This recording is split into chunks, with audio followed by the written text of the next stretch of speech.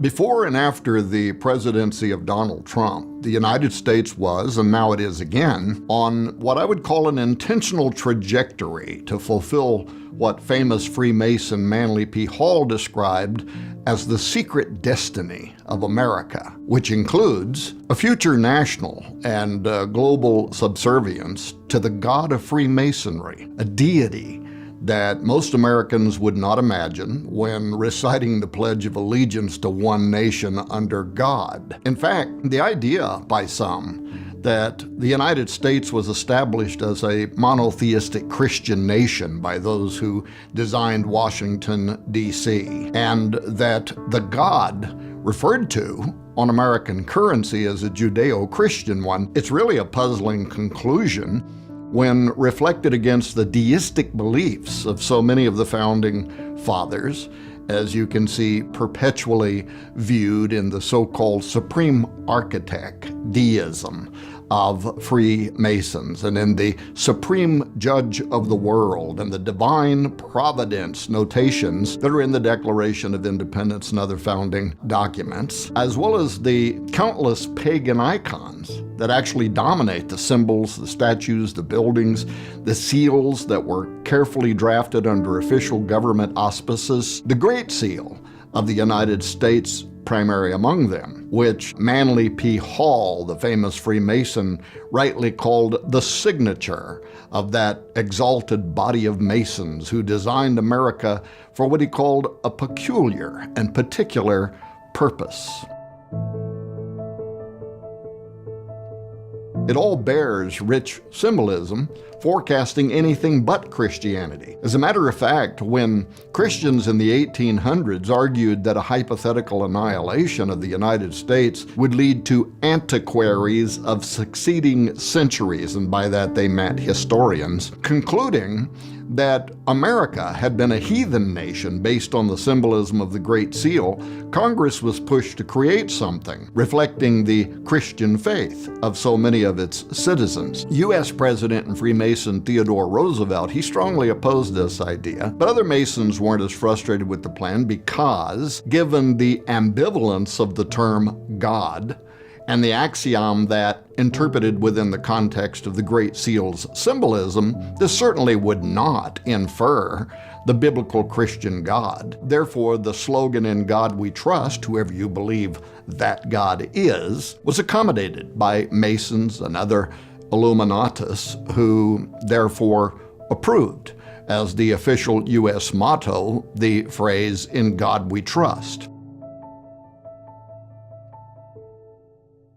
In my book, Zenith 2016, which among other things noted that the year of Donald Trump's presidential election had been foreseen by prophets and sages for thousands of years as the apex date, when governments would begin shifting toward the spirit that is predicted on the Great Seal of the United States, the Antichrist, followed by the actual man of sin's arrival and acceptance on the global stage in the year 2025, which people will discover in the new book Zeitgeist 2025. But this was to illustrate the point in my book Zenith 2016 that one definitely would not determine that the God in America's official motto refers to the Father of Jesus or a biblical trinity.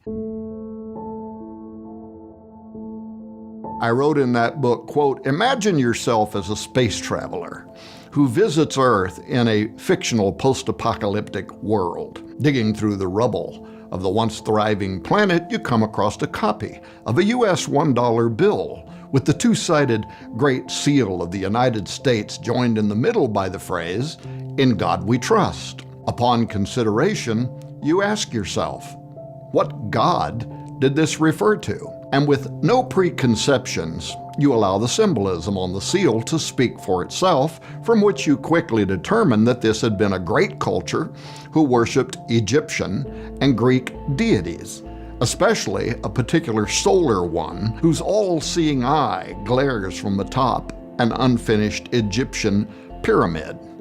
Upon further investigation into the specific beliefs of the strange group whose members had influenced the Great Seal, you discover from their highest masters, including one illustrious Albert Pike, that the sun god they venerated so highly had been known to them at various times in history by the names Apollo, Osiris, and Nimrod, end quote.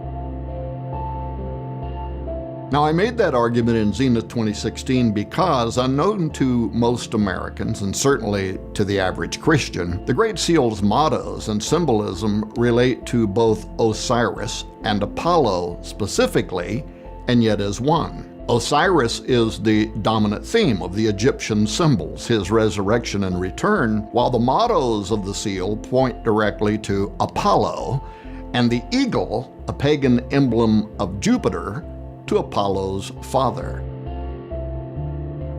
For instance, the motto Annuet Coeptus, this is from Virgil's Aeneid, in which Ascanius, the son of Annius from conquered Troy, prays to Apollo's father, Jupiter or Zeus. Charles Thompson, the designer of the Great Seal's final version, condensed line 625 of Book 9 of Virgil's Aeneid, which reads, Jupiter omnipotus, audacibus annuet coeptus, which means all-powerful Jupiter favors the daring undertaking.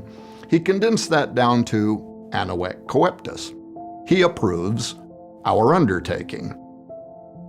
While the phrase Novus Ordo Seclorum, a new order of the ages, was adapted in 1782 from inspiration that Thompson found in a prophetic line in Virgil's Eclogue 4, which reads Magnus ab integro seclorum nascitur ordo, from Virgil's Eclogue 4, line 5, the interpretation of the original Latin being, and the majestic roll of circling centuries begins anew.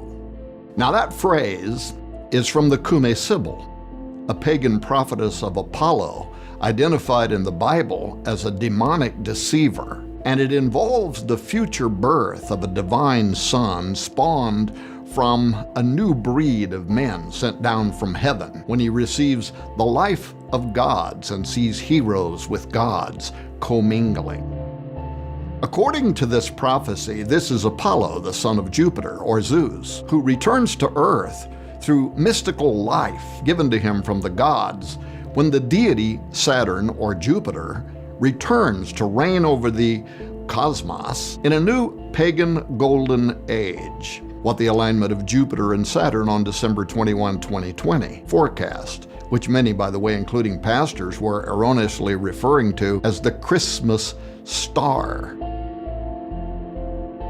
According to the Greek texts, the Magi followed an asteroid, not a stationary star alignment, whose trajectory led them to Bethlehem. But it was the closest that these two planets have appeared together in approximately 800 years not long ago, and it did indeed forecast the arrival of a messianic son, the false one, whose spirit will reside in the beast of Revelation 17:8. From the beginning of the prophecy, referenced on the Great Seal of the United States, here's what we read. Now the last age by Qumran Sibyl sung has come and gone, and the majestic roll of circling centuries begins anew.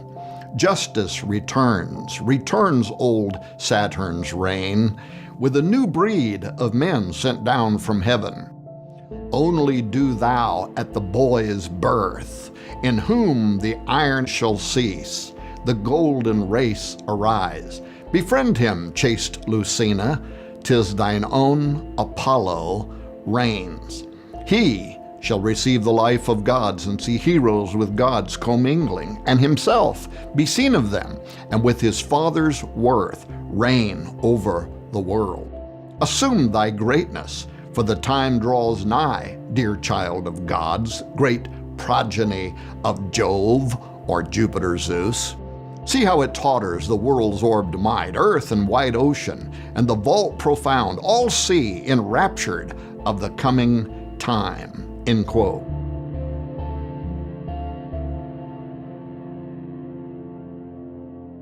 According to Virgil and the Qumran Sibyl, whose prophecy formed the Novus Ordo Seclorum on the Great Seal of the United States, the New World Order begins during a time of chaos, when the earth and the oceans are tottering, a time like today.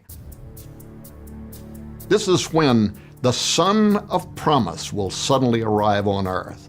Apollo incarnate, a pagan savior, born of a new breed of men sent down from heaven when heroes and gods are blended together. This sounds eerily similar to what the Watchers did during the creation of Genesis 6 giants, doesn't it? And why many believe that Antichrist also represents the return of the Nephilim. But to understand why such a fanciful prophecy about Apollo, son of Jupiter, returning to Earth should be important to you, in ancient literature, Jupiter was the Roman replacement of Yahweh. As the greatest of the gods, he was a counter-Yahweh. His son Apollo is a replacement of Jesus, a counter-Jesus. And this Apollo comes to rule the final New World Order when justice returns old Saturn's reign. Now this ancient goddess Justice, who returns Saturn's reign, Saturnia Regna, the pagan golden age, was known to the Egyptians as Mat and to the Greeks as Demas, while to the Romans she was Lustitia. Now statues and reliefs of her adorn thousands of government buildings and courts around the world, but especially in Washington, D.C., where she stands as familiar Lady Justice, blindfolded and holding scales and a sword. She represents, according to the prophecy, the enforcement of secular law, and is, according to this Sibyl's conjure, the authority that's going to require global compliance to the zenith of Satan's dominion, concurrent with the coming of Apollo. What's more, the Bible's accuracy concerning this subject is alarming, including the idea that pagan justice will require surrender to a satanic system in a final world order under the rule of Jupiter's son.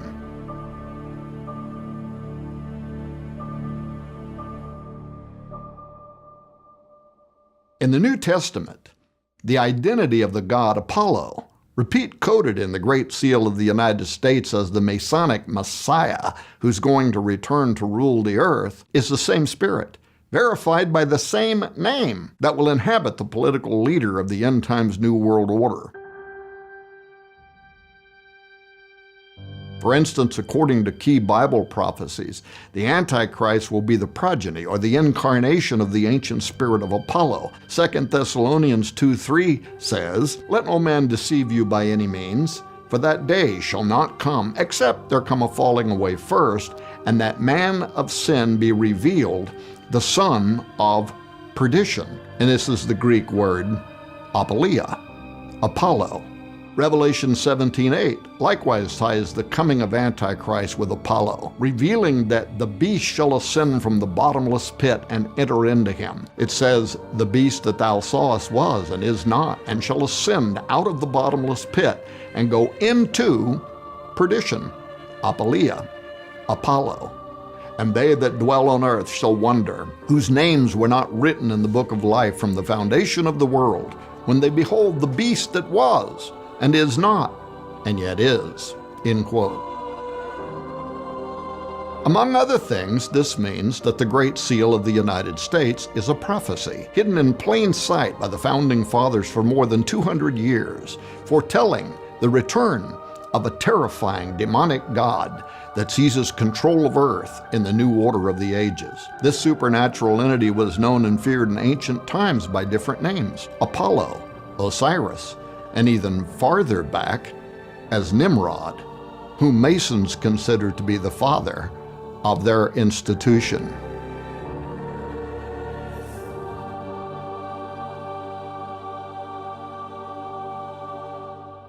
In the last chapter of the book Zeitgeist 2025, we circle back to that prophecy to expose the most insidious aspect of the scheme that is now counting down to the year 2025.